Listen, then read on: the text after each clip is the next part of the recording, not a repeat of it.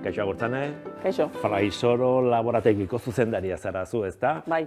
Hor Sagastian, Sagarronden ospitale deitu diot toki honi, ezakite zuzena den edo. Bueno, izan liteke, ezta? Bai, ze hemen Sagastian arazoak ikusten dituztenean, bueno, pues honea ekatzen dizkigute laginak, diagnosi bat egiteko behintzat. Zehazki non gaude, zer da toki hau? Ba, orokorrean Fraisoro laborategia da, eta zehazki hau landare osasuneko laborategia da. Hostoak ekarri ditzazkete, sagarrak ekartzen dituzte, lurrak herri daiteke, bueno, pues teknikariak, kasuntan Aitorrek esate baterako, ikusten duna. Aitorrek esan berri du Sagastian aldaketa klimatikoa arazo iturri dela, ezta? Zer ikusten duzu hemen zuek? Gaitzak ugaritzen ari direla, gaitz berriak agertzen ari direla, zein da zuen diagnosia?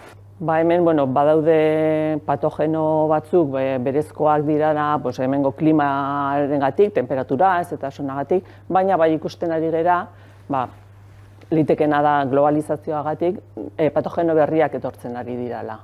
Ba igual onddoak, intsektuak, genduzkan gure lagin bezala edo diagnostikatzeko eta orain gehiago birusak etortzen dauzkagu.